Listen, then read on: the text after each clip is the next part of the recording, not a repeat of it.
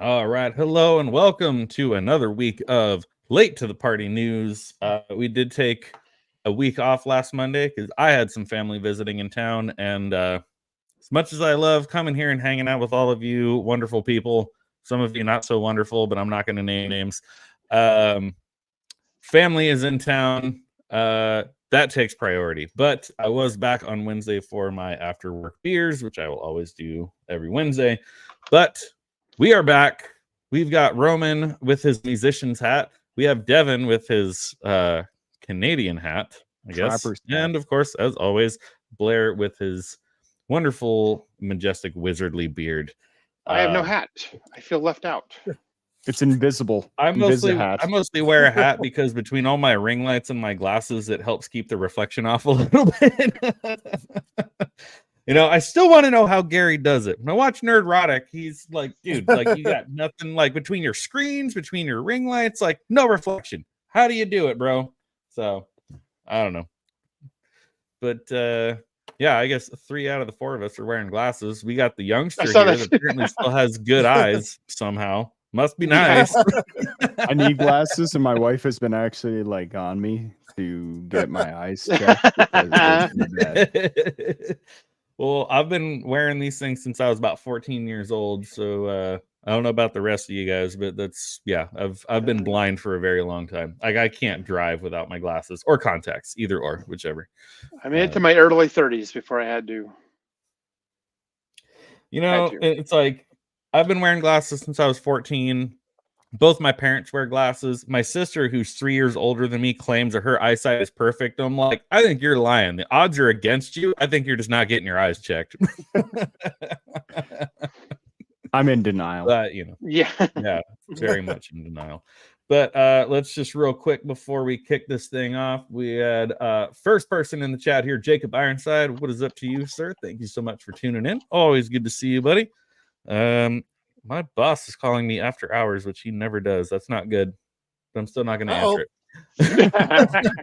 That is not my job. job. Cotton. Let's see how it works out for him. He's usually pretty good about not bugging me after hours, but yeah, shit, I don't know, man. I'm gonna need see to come what in happens. at 2:00 tomorrow morning. The building burned down. We need to. Oh, that would be. Oh, did I lock everything up today? Uh-huh. Pretty sure I did. We found a midget in the refrigerator again. Yeah, we right. need to know for sure. McGinnis visiting? We've got Lady Marine here as well. Hello to you. Thank you for joining us. All right, that's good. And I know you have already downvoted. Oh, Devon couldn't hang. You took off the Canadian hat. That's so warm. Wuss. Yes, downvoted, already downvoted, because we always start good. late, but not anywhere near as late as Nerdrotic. So yeah. Let's see, what do we want to start with? So I got one here. I think I didn't send this to you guys in the group chat, but this came up, and I thought this should be. Yep, off script already. We talked about this. Oh, we're going off it. So I thought this could be like a fun, quick throwaway topic because I myself don't care about this. I never watched it. I forget. Roman, did you watch this or no? You didn't cover this. No, yeah, we covered this. We covered this one. You covered this. Okay. Before we even move beyond the headline, your thoughts. The show was bad. The show was objectively bad. It had. Well, I say it had nothing to do with it. Did have to do with the DEI casting as well. That just kind of is. You guys do that to yourself. You want to bring in diversity over qualifications or quality acting. That's up to you. Script writing, same thing. You got the writer's room full of the lesbian witches. You threw all your bits at the wall, saw what stick, and went, "Oh, that looks lovely." They're gonna hate it. The men are gonna hate it, and then we can blame them. And you spent $9 gazillion on this project that you didn't do test screenings for. It's always a good sign when you don't do that stuff. And then, instead of touting the merits of this amazing work, the first thing you guys do is talk about the diversity. And this is the gayest Star Wars ever. And then people, already are already tainted. all along. maybe, if they watch it at all, but they're probably not going to watch it because word of mouth was like, man, this is freaking horrible. So that's up to you. You guys can make a bad product, but And I'm not going to not talk about it. So please do fuck off. Leslie Heldlin has already failed upwards. She already has a new project, from this. This should have died. Just die and go away. Fuck off already. But no, Yeah, I got every you. week it's something else coming out. So something else that I feel like I should have pulled up with this, because I feel like we're not going to spend a ton of time on this, because again, I don't really care, but I still think it's kind of funny, was people started a Save the Acolyte I saw that. Was crowdfunding. hilarious. Actually, you know what? Let me just, since we're Wasn't talking, that let me see if I started can by pull it up the, right now, because somebody started director? a GoFundMe to try to be get season 2 of the Acolyte, and it's literally nobody wants this. What they wanted, 150,000 signatures. They only got 81,000, Didn't half. the I'm director amazed they start got that, that though? many. Because I think she was August 27 super upset about it. Shocked her. Yeah. All of them are butthurt over it, which I don't understand how they could be. When you're Everybody- specifically trying to tick off your voter base and you said that you want to do that, and then it does, and you're like, oh man, what happened? It's like, that was what you guys were planning on. I don't understand. How could they do this to us? Hey, while I'm searching for this, because this also just popped into my brain. Roman, did you buy any records this week? Oh, funny you should ask. Well, given that it's been a couple weeks since I've been here, we actually had a lot of time. I took a week off. You were busy. We, lots of, Let me life run happens. down the list. Oh boy.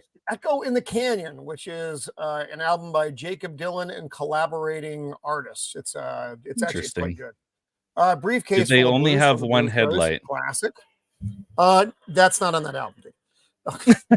Different album. Men at Work's Cargo, Simon and Garfunkel's greatest hits. Nice. Wednesday morning, 3 a.m. A couple albums by Murder City Devils, who you haven't heard of, but you should listen to.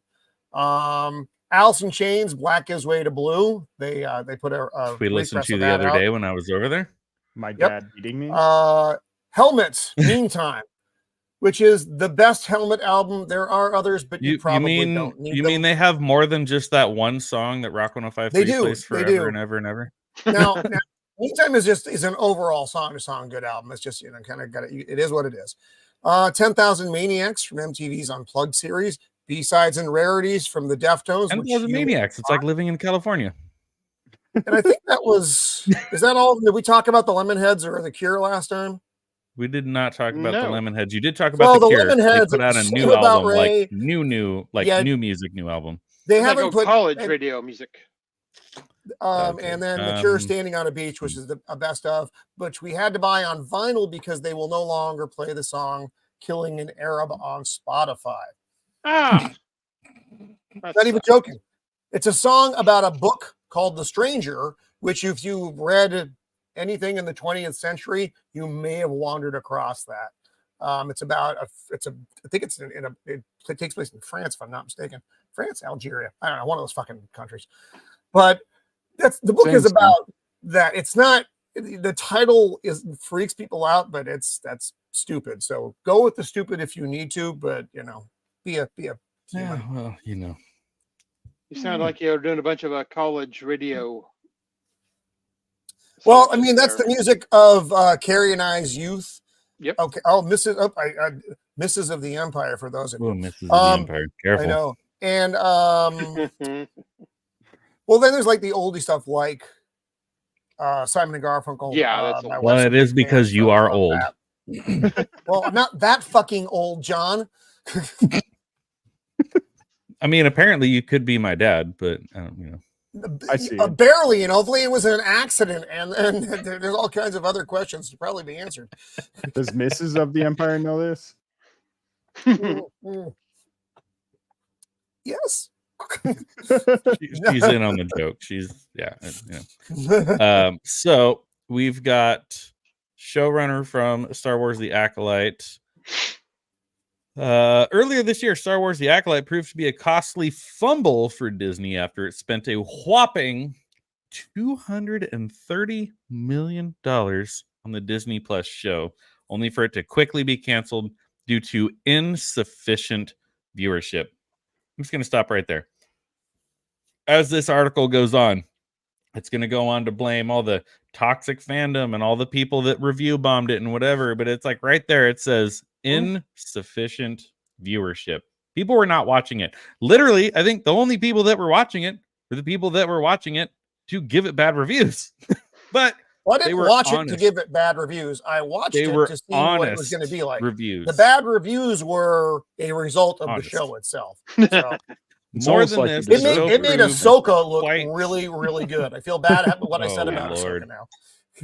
More than this, the show proved quite contentious with a number of fans, which no doubt played a role in its lower viewership. From its reveal, low viewership. Yeah, people weren't even hate watching this. I know, right? No, just nobody was watching it. From its reveal to its release to its cancellation, controversy has followed the Star Wars show, and those that worked on it are starting to open up about the saga. Wah. Let's continue on. Let's see if I can kind of skip over some of this nonsense and get right to the to this end. British actress Jodie Turner-Smith, who plays Mother Anastasia across 3 episodes of the show, recently shared some words specifically about the reception to the show, or at least some of the reception to the show. Citing this, the actress pointed to the quote racist and BS and dogpiling people a part of show experience in the wake of it. She also took umbrage with Disney for, quote, not putting their feet down. What? Umbrage. They've got to stop. They've got to stop doing this thing where they don't say anything when people are getting effing dogpiled on the internet with racism and BS, said the actress about the show's reception while speaking with Glamour. It's just not fair not to say anything. It's really unfair. So I think they did say something like repeatedly. And so what if they did? Yes, that'll stop it. Hey, stop saying these things. You're hurting our feelings. So the show is bad. We're going to take away your membership? Said the show is bad. Disney came back and said, no, the show is great. It's wonderful. You should watch it. And she's over here being like, they didn't say anything. They didn't do anything. So the actress continued, it would just be nice if the people that have all the money were showing their support and putting their feet down. Say, this is unacceptable. And here it is. Here's the catchphrase. Say, quote, you're not a fan if you do this. God,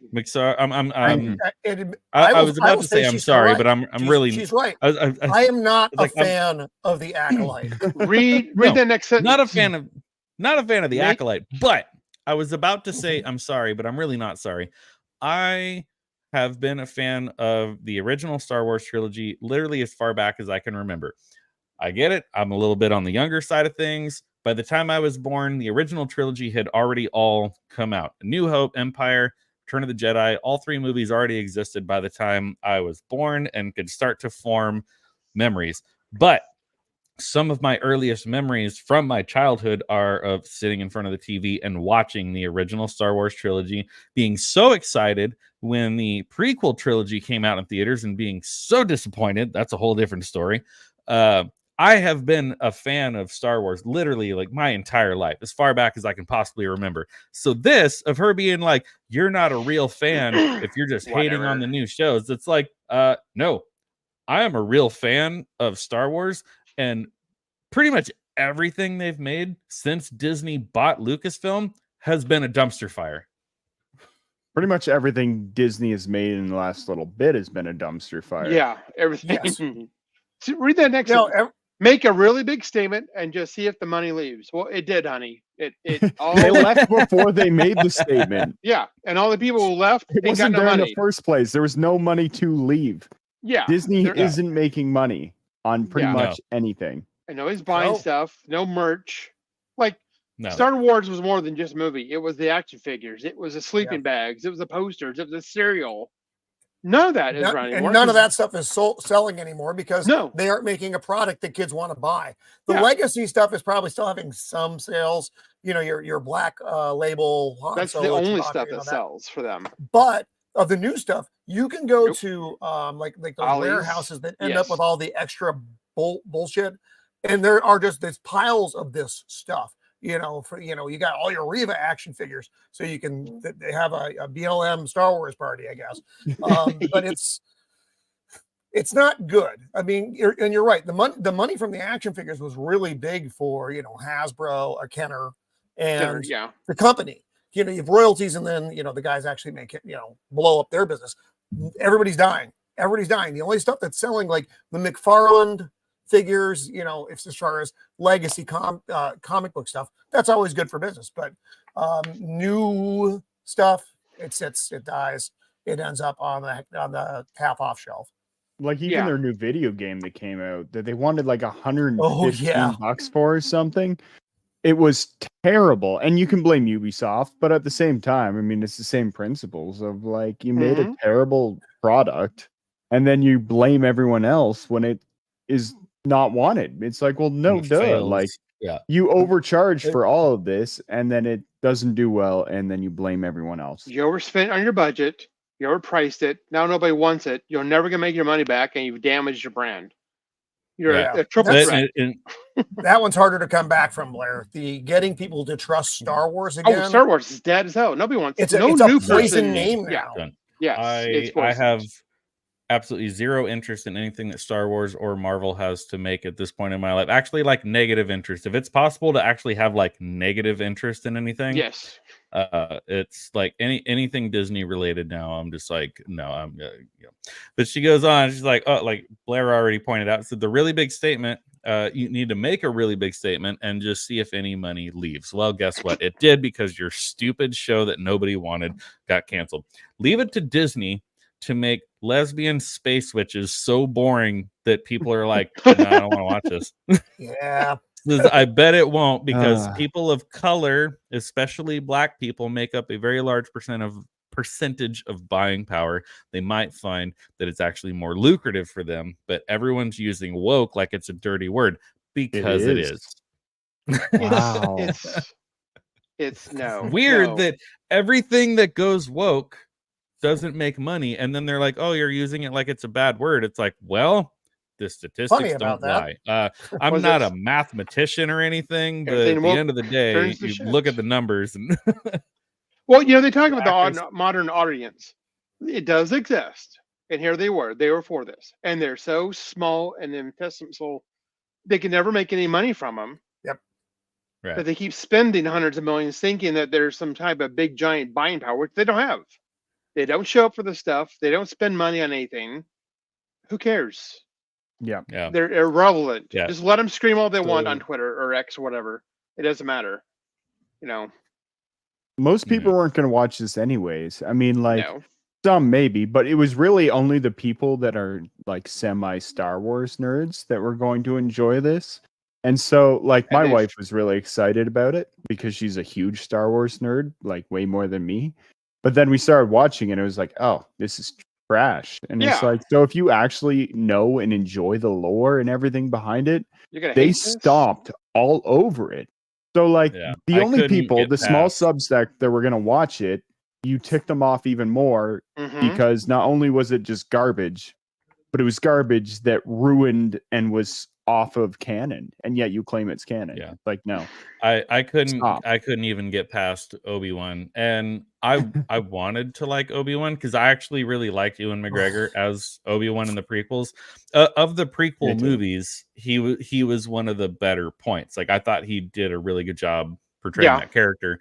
But in the series, I think I made it about 3 episodes in where I was like, "This is garbage. Like I'm over it. I'm done with this. I can't do it anymore." The only thing I care about is Andor. You guys watch Andor? Yeah, that's another one where it's like, you know how it ends. I know, right? That's the problem with all prequels. You know what's going to happen. So, but I just, I couldn't get past the Obi-Wan thing because it's just the same thing. It's all this stuff. It's like, oh, we're going to like cram all this like diversity stuff down your throat. And it's like, if you don't automatically love these characters, then you're a bad person. It's like, I can't, you don't make them likable at all. You make them No, they're No, not they don't even likable. try. Like so I am, and I know Roman will probably have a lot of things to say about this. This is a little bit of a side note, whatever, but I have traditionally been a very big fan of Tim Burton. I don't think that I don't think that every movie Tim Burton has made has been a winner. He's definitely made some turds. Tim Burton has made a lot of turds in his career, but as a whole, for the most part, I like Tim Burton movies. But when he directed the quote unquote live action remake of Dumbo, I think even he admitted it was bad. It was really bad. It was really, really, really bad. But in the story, it's this guy like works for the carnival and he's got his 2 young kids with him. He's got a little boy, he's got a little girl and everything. And the little girl character literally like throughout the entire movie was just so like deadpan, one-dimensional, everything. Like her catchphrase was, I'm only interested in science. And she said it just so like deadpan, so blank, so everything. It's like, so we're trying to take this young female character and make her like smart and powerful and whatever, but it's like you're making her so bland and so one-dimensional that it's like you're trying so hard to make this little girl like the smart, powerful character of the movie that you're actually making her really bland and boring. I didn't even, I forget that movie even exists. I know it exists only because you've mentioned it before. That's the only reason I even know it exists. I didn't even Like, wander into it by accident on anything, you know? I think Tim Burton said he almost completely retired after making that movie until he signed on to make the Wednesday series for Netflix and was kind of like, okay, maybe I can come back around. But yeah, he did that. And like even Michael Keaton, because if you don't know this, Michael Keaton was also in the Dumbo remake. Even Michael Keaton was like, yeah, that was a turd. I shouldn't have done that. Like it was bad. It was really bad. Swinks. Oh boy. Yeah.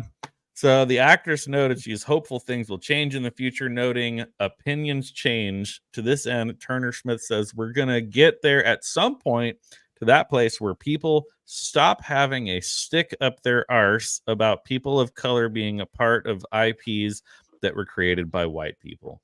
So I think that's pretty much all we need to say about that, because I already want to jam a pencil into my eyeball after reading that last statement.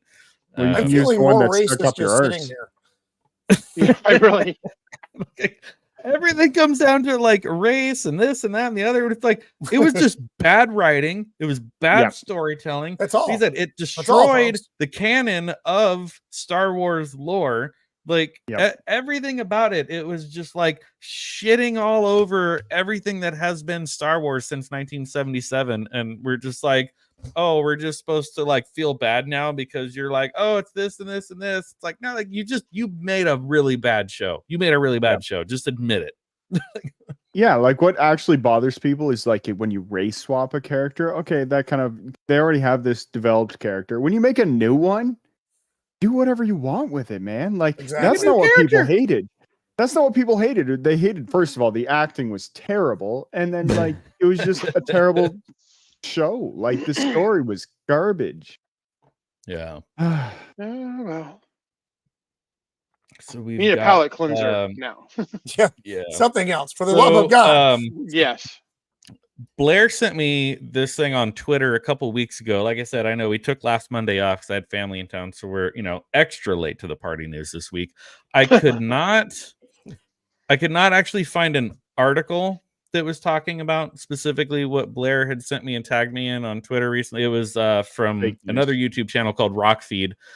And it was a whole other video, and he's talking about like people close within their camp saying like, oh, like even after the band walked off stage and they went backstage, it's like, well, Perry Farrell still came over and was like still coming at Dave Navarro and like still swinging at him, and still like I couldn't actually find an article that was talking about that, but I also didn't want us to just like sit here and watch someone else's YouTube video. But as the dude says from The Big Lebowski, more shit has come to light. And I thought this one would kind of be worth talking about too, because we talked about it a couple weeks ago.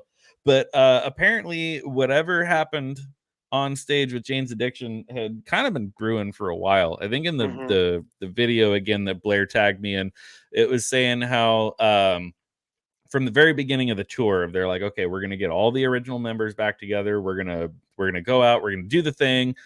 Perry Farrell wanted to have like dancers on stage, and he wanted to have like videos of dancers in the background and like all this other weird shit, whereas like the other guys were like, no, like we're just a band of what's it, four guys, vocals, guitar, bass, drum. We're a band of 4 guys, like we just go out on stage and just fucking do it, like just go and do our thing. And there's so like before they even started, there's always already this rift between the singer and the rest of the band of like, oh, I want to do all of this weird stuff, and I want this, and I want that, and the band is like, no, like we're just gonna go out and we're just gonna play. So there were fights, there this and that and the other, and then there's stuff of like Perry Farrell like getting like hammered on wine before shows, while the rest of the guys were all like trying to stay sober and just maintain the tour and stuff. So there was a lot of like internal stuff that happened like before this tour ever even happened. That makes a lot of sense. So it was just like building and building and building to that moment where Perry Farrell took a very, very weak swing at Dave Navarro.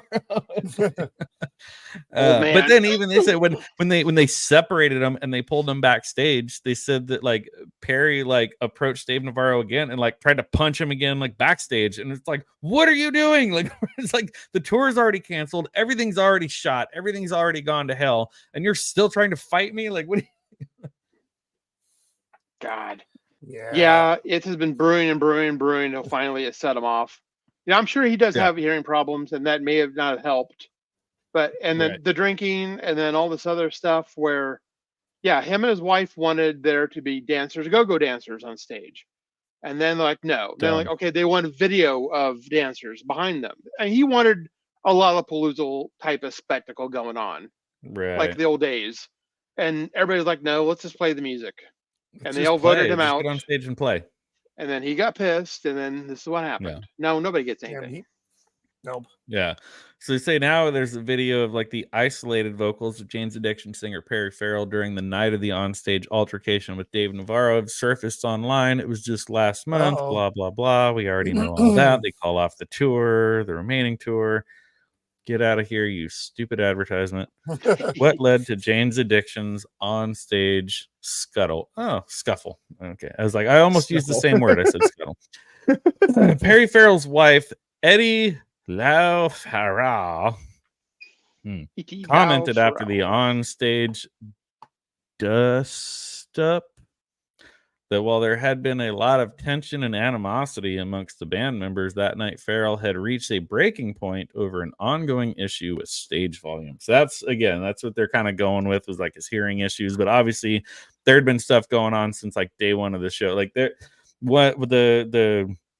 video I watched a couple weeks ago, there's at one point where they said like even before the very first night of the tour, he was almost just like, like you guys don't want to do this thing that I want to do, like I'm out. And so like Dave and the other guys were like, well shit, I don't know, like what do we do? We're in Vegas, like do we just go play a show where we like play instrumental and like let the crowd sing? Do we try to like have people? It's like they were already day one of the tour, they're already like, well what do we do? Like do we try to play the show and just whatever? Like it was, this thing was dead on arrival. Perry's frustration had been mounting night after night. He felt that the stage volume had been extremely loud. Okay, we've read that.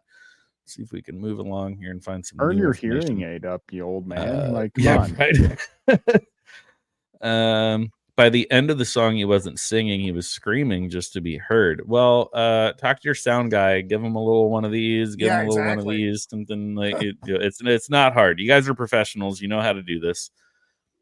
Perry Farrell's isolated vocals. All right, okay, I think we're getting into the steamy underbelly here. The isolated audio is shared by Dan Cleary, a longtime friend of the band who had worked as the guitar and bass tech during the reunion tour. Speaking on his Rare Form Radio podcast, the tech previously stated the first New York City show was the worst show I've ever seen in my life. I'm not saying just with James. It was the worst show I've ever seen. He didn't know where he was in the songs. He didn't know the words. He was singing words from other songs. These are not sound issues. And also, he had a bunch of fantastic shows throughout the tour. The show doesn't change. We're the same all the time.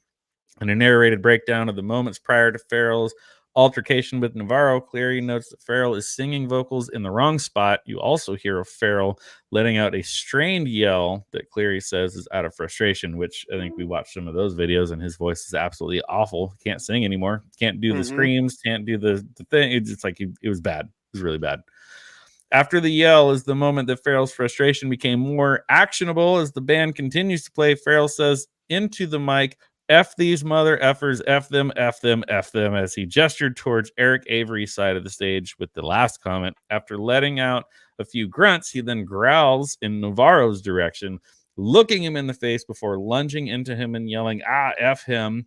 The mic then cuts out as Farrell screams at Navarro until you hear the thud of Farrell's shove and punch landing against Navarro's chest. It wasn't really much of a thud. It was just sort of like a slap. It was like a, yeah.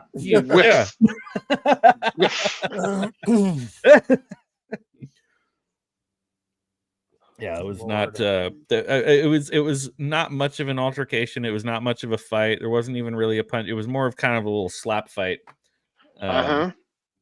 Old man but action. you can still see when we talked about this a couple weeks ago and you looked at like the pictures and the screenshots, like Dave Navarro is totally like deer in the headlights. Like he's totally caught off guard and is like, what the hell, bro? Like what's going on? Whereas this guy's just like coming at him and like, you brute, you brute, you brute. You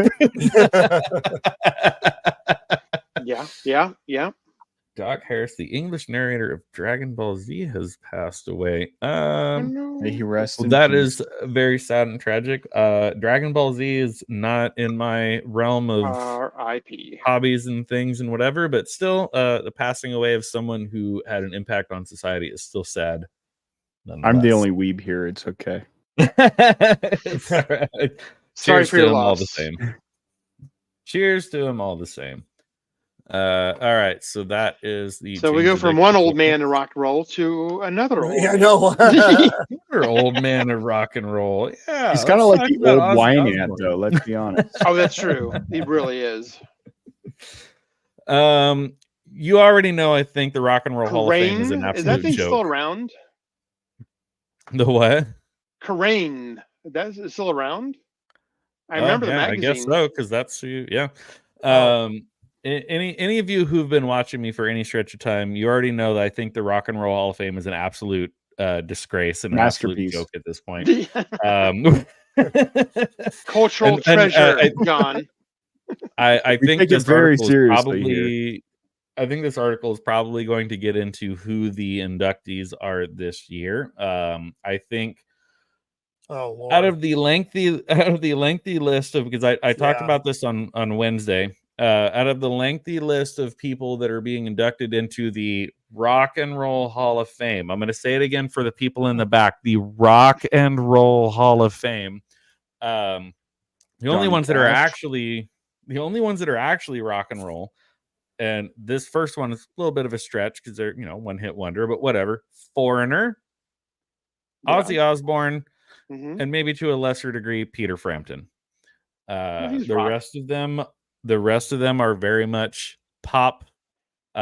Cher, the Dave Matthews Band, and no disrespect to the Parrot Heads, whatever. Jimmy Buffett, much respect, but I don't think Jimmy Buffett was rock and roll. Just saying, So. A Tribe Called Quest. No. No. Isn't there an R&B, hip hop, rap? Everything's pretty thing? much all R&B and rap and hip hop now getting into the Rock and Roll Hall of Fame. And well, how come you're inducting all these people? They're like, it spans multiple genres. I'm like, don't get me wrong, I get it, but just change the name of the museum. Just call it the music. History, whatever. Like a lot of these people, it's like, I'm not denying their place in music history and their impact and their whatever, but it's like, it's not freaking rock and roll anymore.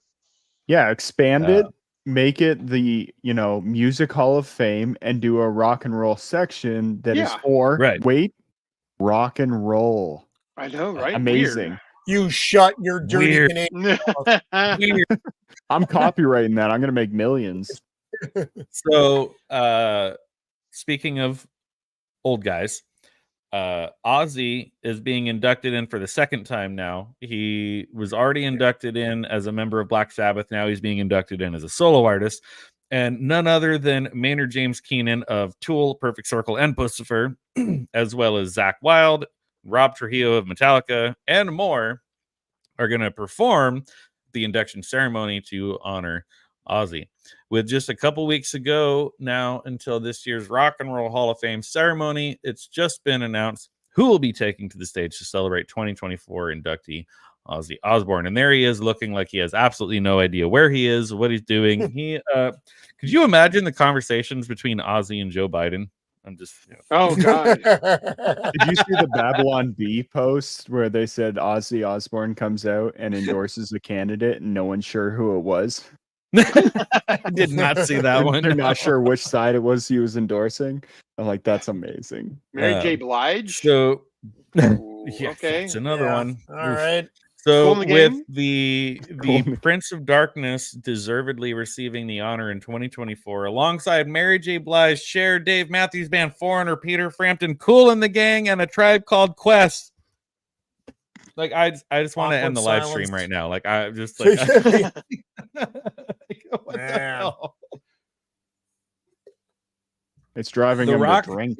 the Rock Hall have confirmed a true all-star cast of incredible musicians, including the aforementioned Tool, Black Label Society, and Metallica men, respectively, as well as Billy Idol, Jelly Roll. I don't know what that is. He's my favorite rock artist. Chad Smith of the Red Hot Chili Peppers, Wolfgang Van Halen, obviously the son of Eddie Van Halen, Steve Stevens, who I have no idea who that is, and Andrew Watt, don't know who that is either, as well as Jack Black. All right, There you go. I'm out. I'm out. Jack Black, like The show is saved, Oh, everybody. Lord. Jack Black is back. Like even Jelly Roll, like don't get me wrong, he's all right in like certain stuff, but like he's what? got his genre, he's got his thing. Yeah, But it's like not wrong rock and roll. genre. Not rock and roll. It's not a shot in the dark to say that this tribute is Ooh, about to something be in there. legendary. The Rock and Roll Hall of Fame tease. I'm not going to bother pulling that thing up on Instagram because I don't want to. I don't want to. Previously, Ozzy said of his upcoming induction following Black Sabbath's induction in 2006, saying, quote, "My solo career has been a much larger part of my overall music career as a whole, so this feels more special. Not bad for a guy who was fired from his last band." How many times was he fired from that band, though? Like, he came and went multiple times. Like, Yeah. within the last year or so, when I actually looked at the history of Black Sabbath lead singers, it was way more expansive than I had ever imagined. I always kind of thought it was like, okay, Ozzy left, then they got Dio, then Ozzy came back. It's like, oh no, there's like a freaking revolving door of just like this guy came in and did one album, and then this guy came in, and then Ozzy came back, and then he was fired again. And Deep Purple was in there for a while. 9 total. Yeah, something like that. That's crazy. it's insane. Like, yeah, like, okay, he was the more recognizable and the more iconic voice of the band. Don't get me wrong. Like, More commercially one as well. I couldn't name a single song off the top of my head during the years that Ozzy was not the singer. And like, if I were to hear something, I came to one side. Yeah. And if I were to hear something from Black heard the Dio Sabbath album. that did not feature Ozzy, I probably wouldn't know it was Black Sabbath. So True. arguably, yes, he is the most recognizable voice of the band, but it's like, wow, to like be hired and fired that many times is that's something. I mean, that's whew. I have not been hired and fired by the same company multiple times in my life. He's right though. He is more of a solo artist that people know him from. Well, yeah, because I think especially in the 80s is when he started really getting nuts and doing all sorts of weird shit. Like, I don't know if you guys watched The Dirt, like the documentary about Motley Crue. But there's like the scene where they're like staying in the same hotel as him, and they're like sitting there, and like Ozzy's by the pool, and he goes and he like snorts a line of ants, and it's like apparently that story is pretty true. Like that really happened. And it's like that's how messed up he was on drugs and everything else, and he's just like, oh, I'm gonna come over here and I'm gonna snort this line of ants straight up into my brain, and it's like, oh my god, like you were so messed up. Oh man. And I think a line of even Parmesan cheese. I think there's even a story of like Tommy Lee thinking like, oh, we're out here, we're on tour with Ozzy Osbourne. I'm gonna go knock on his hotel door and I'm gonna party with Ozzy. And he like knocks on the door and Ozzy opens the door and he had just like smeared his own poop like all over the walls of the hotel room, to where like even Tommy Lee was like, art. He's like, I'm out. He's like, I'm out, dude. I'm not that hardcore, man. I'm going back to my room. Like, I remember when Ozzy was in a dress pissing on the wall of the Alamo. And they pulled him off the wall and he turned around and pissed on the cop, and that's how he got banned from Texas for so many years. Like 10 years or whatever it was for pissing on the Alamo. It was a long time. I think it was actually longer than 10 years. Yeah, it was. Yeah. Legend. And it's funny. It's like they call, the Prince of Darkness, like the Godfather of Metal, all this stuff and everything. And it's like people might still be able to respect him if he had never done the stupid reality TV show like 20 years ago. But as soon as he did the Osbournes and we saw that he basically sounded like Porky Pig and like couldn't complete a sentence, It's like you kind of became a joke at that point. You did it to yourself. That show And now apparently his daughter, Kelly Osbourne, is either married to and or in a relationship with the DJ from Slipknot, to which they have a child together. And I'm just like, man, how do you go from being the daughter of Ozzy Osbourne and then you meet this guy and you bring him home to your dad, who's Ozzy Osbourne, and it's like, oh, he's a musician. What is he playing? It's like, he's a DJ. Like, oh god, fucking get out of here. Yeah, Gene Simmons was pissed on that Ozzy show because he didn't have his own show, and he always thought Ozzy Osbourne was a complete loser because he's a druggie. And he just exploded in popularity. So then Gene Simmons had to have his own show that sucked. So yeah, which is funny because, like, with all the stories about Kiss and their party days and everything stuff, it's like Gene Simmons has like famously been sober like throughout his entire career.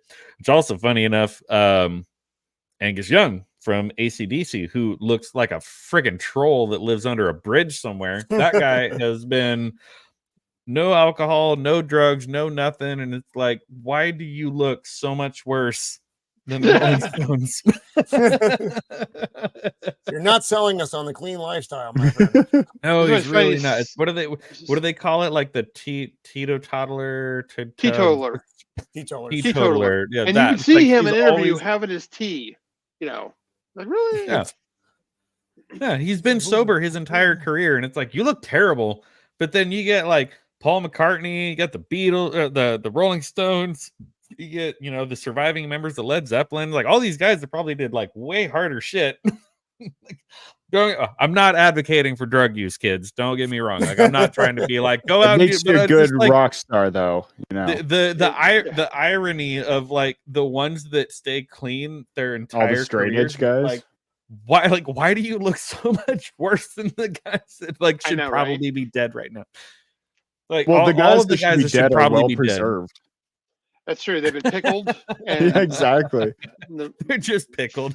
It's like those like 105-year-old old ladies that have smoked their entire life, and you're like, man, like you're preserved. Like I don't understand. Yeah, you see some 50-year-old vegan lady who looks like total hell. It's like, yeah. What are you even moving? No, she's actually only 20. She just looks like she's. That's true. That's true. They look even worse. It's like the vegan that tried to climb Everest and died. Well, you see that one lady? She only ate raw fruit. Surprised she died of malnutrition. Not gonna cut it. Yeah. Oh man. Oh my God. Shocker. All right, so we got at least one last topic that I have prepared for the night, and then we'll see because we're getting close to the hour mark. But if we got something else that pops up, we'll see. This is a big one. This is Pink funny. Floyd sells their entire musical catalog for $400 million. And I just have to point out very quickly before we move on, I'm super excited to see David Gilmour live and in concert in about 2-ish weeks. Major bucket list item for me to finally check off. Cool. because screw Roger Waters. That guy spends most of his concerts lecturing people about politics, and I get it. He's liberal. He writes his liberal stuff into his songs. Fine, sing your songs. But it's like, I came here and I paid hundreds of dollars for a concert ticket to hear music. Sing your liberal songs, but don't talk at me. Don't preach at me. David Gilmour is the extreme opposite. He's all about the show. He just wants to play his songs. He maybe says thanks for coming once or twice, whatever. So super stoked to see him in a couple weeks, because he is either going to die or retire sooner than later. As you can see, he's in his late 70s. He's kind of also looking like Bilbo when he relinquished the ring. Yeah. I see it. Looks like Roman. But Pink I jest. Pink Floyd rocker David Gilmour shared his reasons for selling the band's musical catalog weeks before it was reported that a $400 million deal had been struck.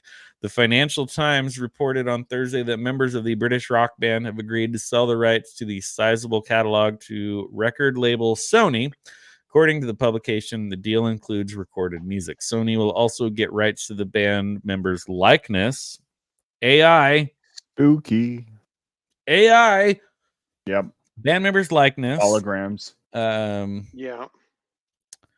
Where was I? I just left. Okay. Clearing the way for the label to produce spin-off ventures such as TV shows, movies, and related merchandise, according to the FT. The deal is reported to have been at least 2 years in the making. The publication reported that while Sony has acquired the recorded rights of Pink Floyd songs, the band members have retained the songwriting rights. Newsweek has contacted a representative of Pink Floyd via email for comment.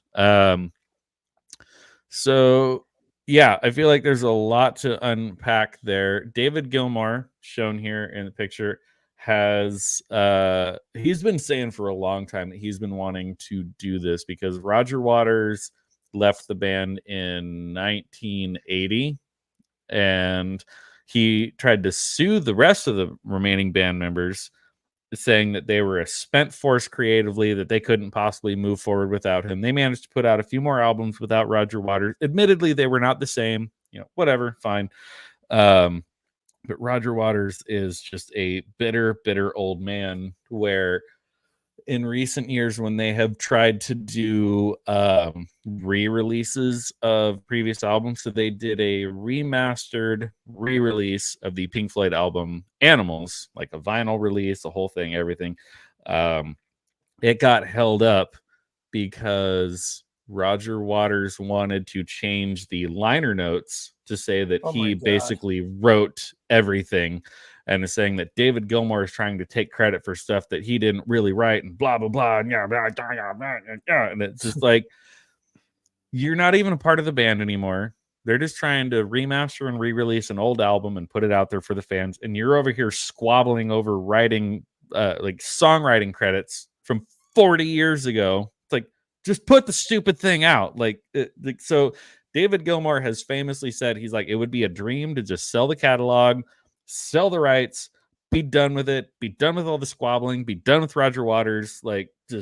I'm out. I'm done. And we lost Blair. Bye, Blair. Oh no. He's so done. A wizard is never late. He always arrives precisely when he means to. He'll come back as Blair the White. If he's not already. I'm back. We thought we lost you for a second. I've better shit to do. You shall not pass. Anyways, yeah. Roger Waters. Good on them. Roger Waters is just a bitter old man, whereas David Gilmour he just wants to play. He just wants to tour. He just wants to play shows, and it's like Roger Waters is over here squabbling over songwriter rights from look at the their 70s. Ages, though. I mean, you know what? Now's the perfect time to say, you know what? Fuck it. They made it. They played it for decades. Let them cash out. It's on their own terms. Yeah. Then they can give money to their kids. It sounds like that's what they want to do. They want to provide for the families. Great for them. And then yeah. And cut off. Now I'm out of it. I don't have anything to do with it.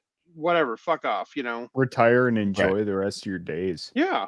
Yes, all they can 8 years or whatever you're gonna get left. play Hey, whatever they're show. probably pickleball. Well, because let me try to. I'll look this up real quick. I feel like they could have got more than or 400 million though. bantering. That does sound well. Record companies don't have the money like they used to. Fair enough. But that's a pretty big catalog. So I don't know. Yeah. Right. Yeah. A lot of money. So David, let's see. Exactly. David Gilmour is 78. And Roger Waters, because their famed keyboardist Richard Wright died He's in 2008. Oh yeah. Roger Waters is 81, David Gilmour is 78. So like you're saying, it's like these guys only got a couple years left. Like it's just sell off the catalog, move on with your lives. Move down Mark Rudeville. But and it's funny too. It's like I always kind of think back of like I wonder like if John Lennon had lived on, if Paul and John would have ever like mended fences and kind of circled back around to each other. And these two, they've had a long, bitter feud since the Wall. And I think there were a few moments where they did sort of like, okay, Roger Waters was doing a tour and he would bring David Gilmour on to play Comfortably Numb. So it was like, oh, it looks like they're sort of like talking again and they're sort of friendly again. And then they start backbiting each other in the media because Roger Waters has been routinely accused of being very anti-Semitic and this and that and the other and stuff. And then David Gilmour comes back and support of Israel and this and that and the other and other stuff. Didn't Waters fire one of the original members? And then hire him on as only a during the recording of The Wall, he fired Richard Wright, who was their keyboard and synthesizer player, which arguably, I've had this conversation with a lot of friends that are like deep nerd Pink Floyd fans where like everyone's like, David Gilmour, Roger Waters. It's like, well, Pink Floyd wouldn't have had the sound that they had if it hadn't been for Richard Wright on his keyboards and on the synthesizers. Like that was their spacey, atmospheric. But when he passed, I think of cancer in 2008, David Gilmour was kind of like, okay, well, the Pink Floyd name is dead. He's like, I'm not going to continue to tour and play under the name of Pink Floyd without Richard Wright. And he actually even continued to play on David Gilmour's solo albums throughout the years. But yes, during the time that they still had the lineup together, Roger Waters like fired Richard Wright, but then quickly was like, oh, we need him back, but now you're going to come back as like a hired goon, so you're not going to get paid as much, and you're, it's a whole stupid thing. And then and then they made the final cut, which was an absolute turd. It's like their worst album they ever made. And then he left, and then David Gilmour brought him back in, like, okay, like you're part of the band again. And just a bitter old man that cannot get over their old feuds. But I think about, again, like I said, going back to like the Beatles and stuff, it's like I wonder if John and Paul would have ever like worked out their differences if John had lived on and stuff. But these guys being now in their late 70s, early 80s, and they're still just button heads and everything. It's like life is short, man. Like you guys probably don't have much left, and it's like, is this really how you want to go out? Like you really want to be like, we were friends for X amount of years. We were in this very successful band for a long time, but we're just, one of us is going to go out and one of us is going to die being mad at the other. Like that's kind of fascinating to me, honestly. But I don't know. I mean, obviously I'm not in that situation. I don't know what it's like to have this band that is world renowned and well known and whatever stuff, but it's like you guys are getting old. Like you guys don't hash this shit out now. Like one of you is going to die angry. Yep. It's funny how, I don't know, it's probably just like a vanity thing. Once you make it to a certain point, like everything's about you and you're so famous and blah, blah, blah. Like so many stinking bands end up like this. And it's sad because honestly, all these people probably started bands with their friends that they're like, oh man, we're going to make it big. And then they did and hate each other. Like not everyone, obviously, but like, it's just sad. It happens, yes. Yeah, at the end of the day, you got to come back. It's like, why did we start this? Why did we do this? Because it was fun. We got in the garage. We were annoying annoying our parents because we were playing in the garage and making noise and whatever. But to that point, Roman, you'll make more money if you stay friends and like. Oh no, stop I being agree. Stupid. But no, I know it does become. I mean, Corrupts and these people. guys hate each other for years, so it ain't like this is a new it becomes a business. It's just an old one Yeah. revisited. That's fair. But everybody, yeah, you're right. I mean, I want to say everybody, but let's call it 95% of bands that get together. It's your friends. That's how you start this thing, and it starts as fun. Then, depending on a couple different things, talent not being the least of which, fun becomes, hey, let's try to do something with this. And as soon as you enter that realm, a lot of things change by necessity. So it can't just be fun anymore, because if it is, it's no longer going to be the thing you want it to grow into. If Like it can Def be both, Leppard, that's fantastic. But when they started out, they had a different guitar player who was a friend, and they got to a certain level. It's like, okay, let's make it. He wasn't going to cut it, so they gave him what they called the Spanish Archer. Yeah, and well, it was in Sid Barrett. It was Sid Barrett, and he was like, but between his like drug usage and whatever other mental health stuff he had going on there, like we can't work with this guy anymore. Like he literally went insane. So they brought in David Gilmour, and there was like a brief time where it was like Sid and David Gilmour and like the whole lineup, and then they sort of phased out Sid. Because he was bonkers. It's crazy. It becomes a business, like you say. Then all of a sudden, everything has to be a management decision on your look and your direction. It's the same reason why System of a Down hasn't made a new album since like 2005, because they say that like they're all still friends and like everything within the band is still cool, and they still tour, they still do shows, but when it comes to writing and recording new music, guitarist Darren Malakian wants 100% of the writer's credits. Like he does not want to share the writing credits, which also is a money thing. And the other guys are like, no, like we want to. It's like we want to collaborate. We want everyone to have equal input. We want these guys. We want everyone to have input. But no, their guitarist is like, he's like, nope. He's like, I want to be the sole songwriter. I want the songwriter credits. I want the songwriter payments. And they're just like, well, then we're never going to make a new album, because who's the guy from Creed? The lead singer from Creed. Oh, Scott Stapp. He did that. He was like, I'm the writer. I'm the writer. It's like, yeah, you know how to play guitar, bro. Yeah. So, yeah.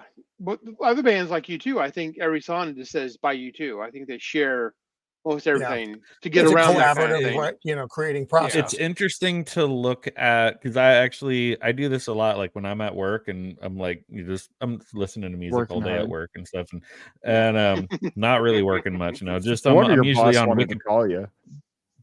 I'm on Wikipedia, I'm on Spotify, I'm on everything. But certain bands come up and I'm like, oh, I wonder, and stuff. Like, you go look up their Wikipedia and look up their albums, and it'll be like, oh, all tracks written by blah blah blah except where noted and stuff. And it's like it becomes this thing of money and people arguing over writing credits versus, like we just said, it's like when you're a teenager and you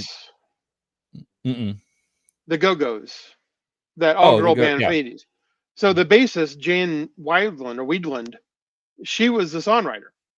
So she had the publishing rights. But then all the other band members found out one time she got much more money. And they're like, what's the deal? I said, well, I write the songs. I get the publishing rights. Then all of a sudden it became a big fucking deal. And, it's like, they were young and stupid and didn't know. But anybody alive now listening to music should know how many times this has happened, where you have a primary songwriter that nobody else wants to write or can, but then all of a sudden they get mad because they're not getting money. Yeah. It's like, that's not how it works. You got to contribute to the lyrics to get the publishing, or have an agreement where like, okay, we're all going to share the publishing, But it turns into a big deal. It's again, everything, like it comes down to basically being a business. Nobody wants to split the money, but then nobody wants to put in the work. Exactly. Either. So it's a give and take. Like, what do you want to do? How much work do you want to put into it? Like, are you perfectly fine to be like, okay, you can be the primary singer songwriter, but then all of a sudden you're like, oh well, shit, like I'm not getting paid as much money. How come? And it's like, well, because you gave up and said, okay, one person can be the primary songwriter. And that comes down to publishing rights, comes down to writing credits, comes down to everything. And at the end of the day, what it really comes down to is ego. Yes. Some people just ego and money. Do you remember the band? Money. Robbie Robertson and what's that one guy? That drummer. Up on Cripple Creek, that song. Mm-hmm. They were all really tight, but then Robbie Robertson bought out their publishing rights or their the rights from the other band members because they gave them up. They wanted to sell. Yeah.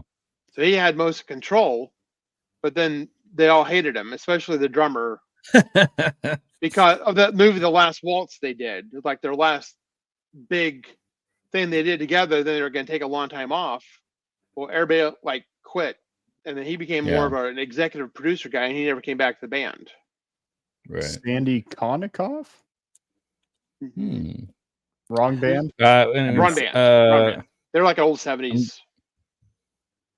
I gotta go signal from Roman, which also we have reached our hour mark, which, as I always say, every Monday and every Wednesday I do try to keep these around an hour in the hopes that maybe we'll get some rewatchability from the folks who can't be here live, and Devon's out of whiskey. So anyways, just real quick, because Roman, I know you said you gotta go. We'll just go around real quick, see what everyone's got going on this week. So Roman, what do you got going on this week, buddy? So in keeping with our Halloween theme, again, it's every Thursday, 5 Pacific Standard. This week we were doing supernatural movies. Yes, the occupied lands. So supernatural meaning possession, ghosts, demons, all the dark stuff. So that's what we'll be doing this week. It should be a lot of fun. So come all the on stuff by. that I can't watch because it freaks me out. No, thank you. I like slasher flicks, like Texas Chainsaw Massacre, all that stuff. I'm just like, good, fine, whatever. But like the supernatural, haunting, exorcism it's stuff, scary. like, They terrify me. I love them. Oh, I can't do it. It's too real. It's too real for me. And then Blair, I think you're joining him on Thursday as well. You got anything else going on this week? Or Yep, I'll be on the show Thursday. Me and Sammy are trying to get a stream going of that 1980 movie called The Apple, which is a real trip to watch if you ever seen it. Golden Globus. I have not, production. but I'll have to look that up. The Apple Dumpling Gang. Nope, just The Apple. I'm just kidding. The guy who produced it thought it was going to be a big hit. I want to make him a giant flop. He actually tried to jump out of a window to kill himself, but he got saved. Oh, that's commitment. Himself. That is. Also, I want to give a shout out to this. I just finished reading this today. Oh, nice. Razor Fist Goes to the Badlands. It's fucking awesome. It's really good. Who's that from?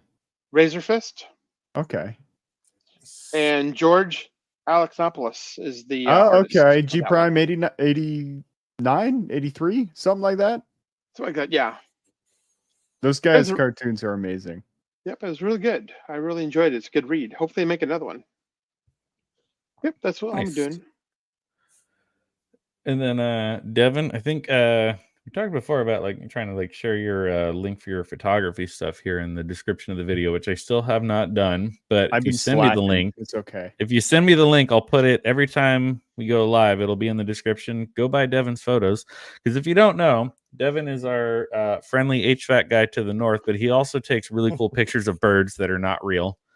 Government lots drones. Of pictures, yes, lots of pictures of birds, and also the master of dad jokes, even though he's not a father yet. That I'm aware of, anyways. But yeah, so I don't know anything else you want to push or promote before we take off, or I think that's pretty much it. Just your photography. Yeah, just go check out my photography on Instagram at Salmon Outdoors. That's okay, it. On Instagram, I can do that. So I've been tagging your Twitter on here. I can throw in your Instagram.